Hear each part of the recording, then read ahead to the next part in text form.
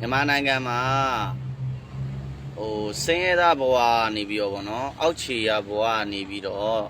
ချမ်းသာသွားတဲ့တထေးတွေအားလုံးဗောနော်ဒီချို့ကြောင့်လဲကွင်းရနဲ့ချမ်းသာသွားတဲ့တထေးတွေဗောနော်အချို့ကြောင့်လဲကြော်တယ်တွေနဲ့ကြော်ရောင်းရင်းချမ်းသာတယ်အခုမဖတ်တိမဆိုရင်လဲအချင်းမောင်းရောင်းရင်းနဲ့ချမ်းသာသွားတယ်ဗောနော်ဟုတ်ပြီအကြောင်းအမျိုးမျိုးအကြောင်းနဲ့ဗောနော်မိဘလက်ထက်ဘိုးဘွားစင်ဆက်ကလေးကချမ်းသာခဲ့တာမဟုတ်ဖဲနဲ့ဒီလိုမျိုးမိဘလက်ထက်ကဆင်းရဲတယ်ဘာအငွေနှစ်မှလည်းမရခဲ့ဘူးပေါ့နော်ကိုယ်တိုင်ဒီတိုင်းပဲစူးစမ်းရုန်းကန်ရင်းနဲ့ချမ်းသာခဲ့တဲ့သူတွေကိုပေါ့နော်မေးချင်တာကအဲ့ဒါပေါ့နော်ဒီ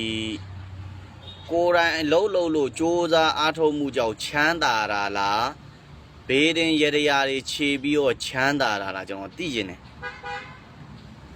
ချို့ကရတရားကောင်းရင်မင်းလောင်းတောင်ကြည်တယ်တဲ့ဘောနော်ကျွန်တော်လုံးလေးတွေစင်မပြေတဲ့ခါလေးဒီမှာကန်နေတယ်တဲ့ဘောနော်ဒါဆိုရင်အခုစင်းရဲတဲ့လူတွေအားလုံးကကန်နေလို့စင်းရဲကြတာဘောနော်ဟုတ်လားအဲ့လေးတစ်ချက်ဖြေပေးပါကျွန်တော်ရဲ့ဗီဒီယိုဖိုင်ကိုတွေ့တဲ့ချမ်းသာတဲ့တထေးတွေအားလုံးဘောနော်အခုအောက်ခြေဘဝကနေပြီးတော့တက်ပြီးတော့ချမ်းသာခဲ့တဲ့တထေးအားလုံးဘောနော်ဘာအကြောင်းနဲ့ပဲချမ်းသာတာမိဘလက်ထက်ကမချမ်းသာခဲ့ပဲနဲ့ကိုယ်တိုင်ကြမှာချမ်းသာလာခဲ့တာဒီအောက်ခြေကနေပြီးတော့ဝန်တန်းဘဝကနေအခြေတန်းလူတန်းစားဘဝကနေပြီးတော့ချမ်းသာလာတဲ့တထေးတွေအများကြီးရှိရဲ့ဗျနော်အဲ့ဒီတထေးတွေအားလုံးကိုကျွန်တော်ကမေးခွန်းလေးမေးချင်တာကျွန်တော်သိချင်တာပေါ့နော်ဘေးရင်ရရခြေလို့ချမ်းသာခဲ့တဲ့တထေးဘယ်နှယောက်ပါလဲကျွန်တော်အဲ့ဒါလေးသိချင်တယ်ဖြေပေးပါကျွန်တော်နဲ့အငင်းကုန်ဖြစ်တယ်ပေါ့နော်ဒီနေ့အငင်းကုန်ဖြစ်တယ်နော်ဘယ်တင်ကြည့်ပါလားကန်နေတယ်လို့ကျွန်တော်ကရဟန်းတင်ဖေးတာဗျာကျွန်တော်ရဟန်းတကာတော့ဟုတ်တယ်ဒါပေမဲ့လို့ကျွန်တော်ရဟန်းတင်စဉ်ကာလကလည်း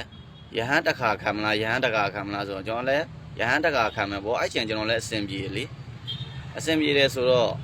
ရဟန်းတကာခံမှမယ်ဆိုတော့ဒါပေမဲ့ကျွန်တော်လည်း